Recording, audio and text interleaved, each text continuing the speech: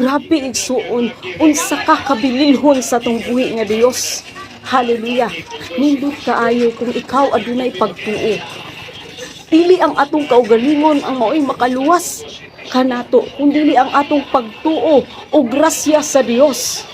Kung ikaw nakabaton og kaluwasan tungod ka na sa kaluoy o grasya sa Dios, dili ang imuhang kaugalingon igsuon.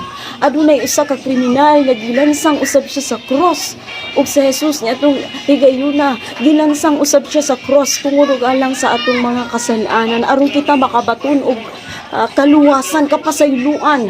Ug etong higayuna igsuon higala iyahang giingnan si Ginoong Hesus na Ginoo, dalha ako sa imong paraiso ug diha tungod sa iyang pagtuo ug sa iyang pag-ila nga si Ginoong Hesus ang Ginoo.